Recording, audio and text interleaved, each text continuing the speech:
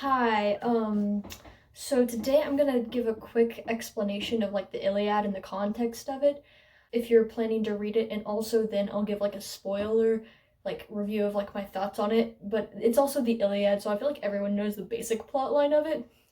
Also, I'm gonna acknowledge that I have basically like disappeared, off the face of YouTube and I took my videos down for a while because I didn't want my videos to be up showing that I haven't uploaded in like forever. I took them down for a while, or I made them private, and so I'm gonna probably unprivate them after this. And as life has been sort of hectic, I sort of kind of stopped reading for a while, and so I didn't really have many thoughts to give on books I've read, but recently I just finished the Iliad. I've also finally read a little tiny bit of philosophy. I read The Republic, and also read a couple of like Eastern things. Like I read Lao Tzu's book and stuff like that. So I think that's also interesting, but I'm definitely not qualified to give any thoughts on philosophy or anything like that. So I think I'll just stick to talking about like fiction and literature. Also, I think I'm going to I had this kind of sort of thing I was going through this past summer where I was finally reading a lot of classics. I read Huck Finn a couple times. I read Dorian Gray. I read I read Jane Eyre pretty recently. I don't know if I've shared my thoughts on that yet. I loved Jane Eyre. I read Inferno as well, which I'm gonna have to read again because sometimes you have to read a book twice or even three times to fully understand everything that's going on. And the Inferno isn't that long specifically. It's just kind of dense and has a lot of good symbolism in it. So I think that's something that I will also hold back my thoughts on for a while. So I wanted to talk about, I had this copy of the Iliad and I got it and I finally read the Iliad. I'm working on the Odyssey currently, so I might also give my thoughts on that. But I thought I would give, for anyone who's planning to read the Iliad, some context behind it.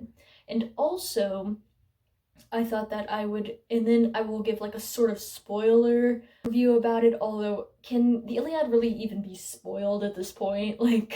So I guess if you don't know about it, I'll tell you about it. Okay.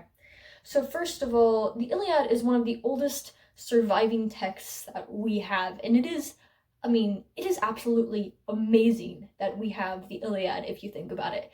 This was passed down through oral tradition. People were able to memorize the 400 pages of the Iliad and the Odyssey and all these other texts that we probably don't have anymore. And so originally the Iliad was recited by Homer, although it is said that he was blind, so he would not have been able to write it down. Someone would have been writing it for him, and he probably would have been reciting it, basically. He himself did not write it, he did not come up with it. It was a big part of the ancient Greek culture. And it's even said that, people like Alexander the Great had a copy of the Iliad, and like these poems on him at all times, because it was kind of like there was this sort of tradition for a lot of people and even philosophers at the time, and you'll find that the ideas and the Iliad and stuff like that will come up in a lot of like the philosophy from this time period. You'll find that this is one of the most commentated on texts of that time period because it was so important to them. Okay, so first of all, a lot of people think that, say, Achilles dies in this, he doesn't. Achilles does not die in this book. He does die during the war, but he does not die in this book. So if you were expecting the whole Achilles heel thing to happen, I apologize, it doesn't. Also, Trojan horse thing does not happen in this book either. In fact, the book starts like 9 years into the war, so, expect to kind of get surrounded by like the war all of a sudden, right?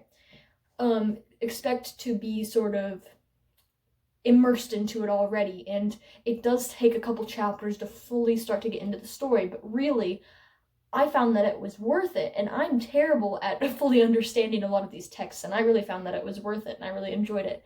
So that's one thing. So don't expect like the whole entire of the war to be explained, so maybe like learn a little bit about the Trojan War beforehand, understand why it happened, and yeah, because it does not start in the book. You may ask, why is this? Why does it not start in the book? Is there like a particular reason for that?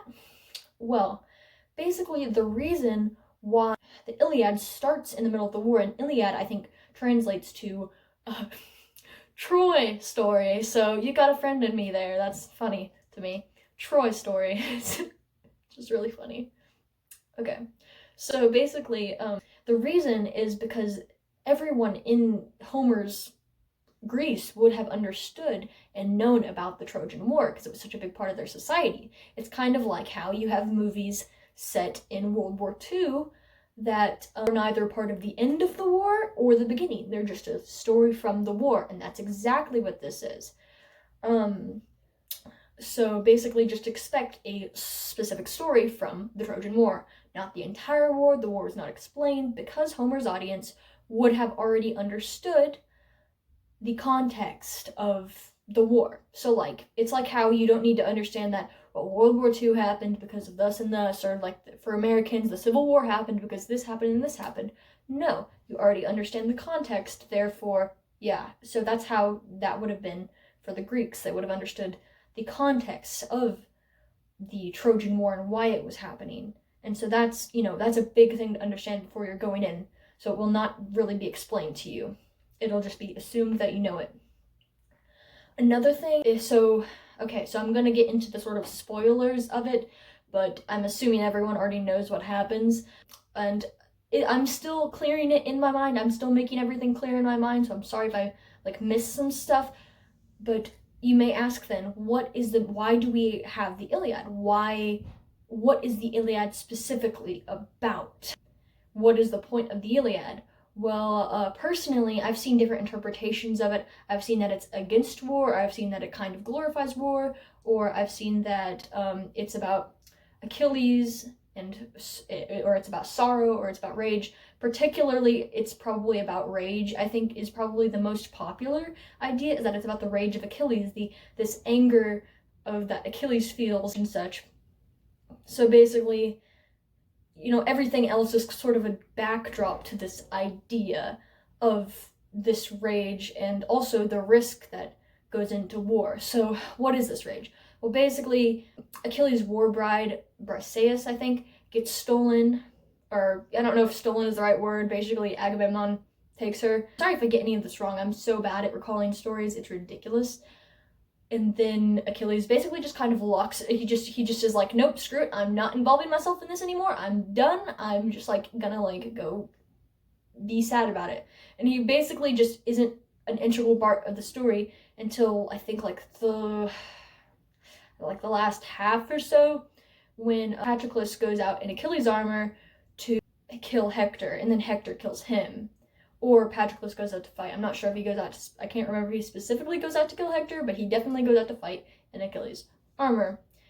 And then Hector kills Patroclus and also basically just takes the armor, and for a while, there's this whole thing where Patroclus's body is just lying there and it's about to get ripped up by dogs, but I guess they finally get his body back to wherever it's supposed to be, and then they, I forget what that's called, cremate it. They cremate his body.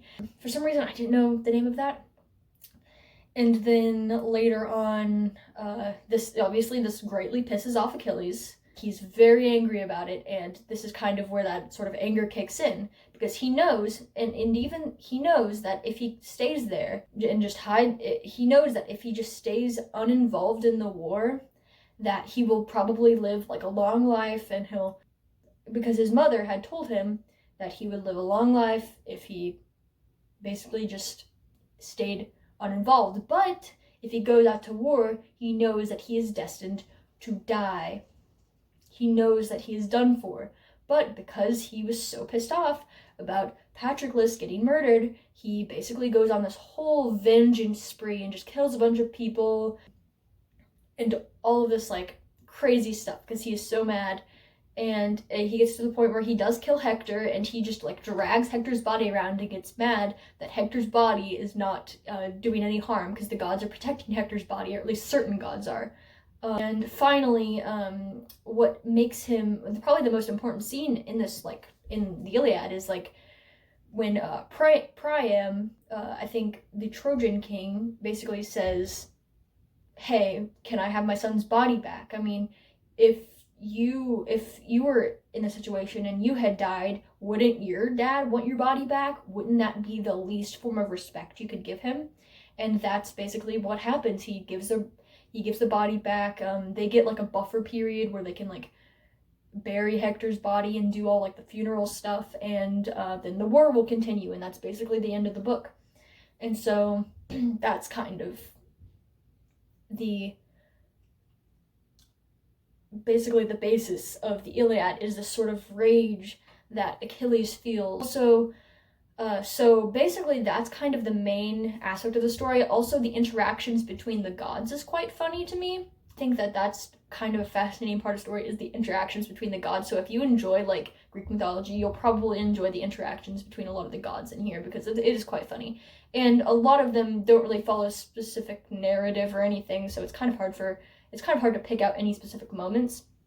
So another big theme of the Iliad, I would say, is the sort of destruction that war causes, because you'll get this whole thing where like these people that characters that you've never even heard mentioned before, will get this whole description of them and who they are and where they're from, and then they'll just die and they just get shot down. And I suppose that's part of the depressingness of war, is that you learn their story and then they're dead. Like, that's one of the things that really sticks out to me, is that you basically get descriptions of everyone.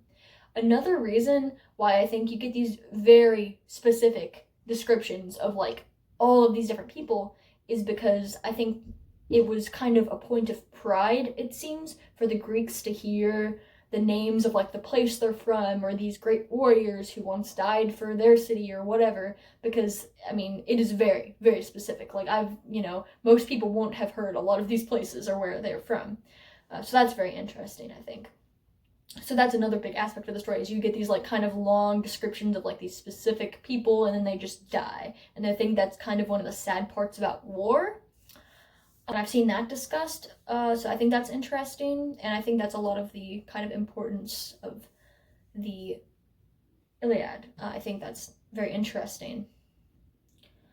Also, another thing that you're definitely gonna want to note is that certain translations, especially if you get this, I'm an idiot, especially if you get this translation of it, and it looks like this, I'm not sure who it's translated by, I don't know. If you get the translation by Samuel Butler, and which this is a very pretty copy, I think. It's kind of cheap, actually. It's very light for the copy that it is, and I quite enjoy it. It's got this, like, nice, like, thing going on here, and I really like it.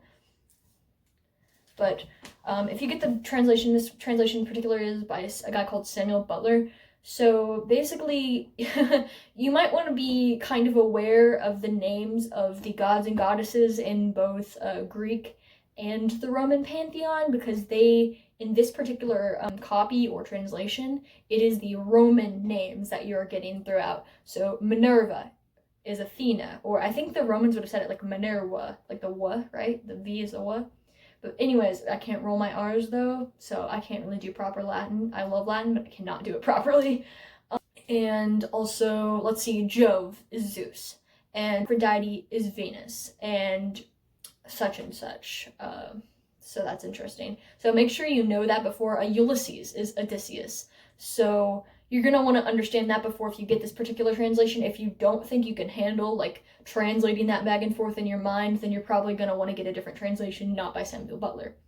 So that's that. And I think that's about it. I think that's all my thoughts on the Iliad and what I think about it. So I would definitely recommend it for anyone who's getting started, especially in like classical literature, because I actually really enjoyed it, especially, or if you're interested in Greek mythology or mythology in general. This is a massive starting point for mythology, and it is also one of the oldest surviving pieces of literature that we have, other than, say, the Epic of Gilgamesh, which is another fascinating piece of literature. I recommend, if you want, I do also recommend the Epic of Gilgamesh, because I literally listened to an audiobook version of it on YouTube, and it's like an hour and a half long, and it's one of the oldest pieces of literature. So if you're interested in mythology, or you want to read something quick but that's old, then I recommend that. And you also kind of, so yeah, there you go. It also has pretty similar elements to the hero's journey that you find in the Odyssey, so that's interesting. So if you do read like Gilgamesh as well, then like you find a lot of very Odyssey like elements in it, which is weird because they were both from separate civilizations, but it seems almost every civilization has this really interesting Odyssey / hero's journey iteration. So that's interesting. So yeah, have fun. Peace.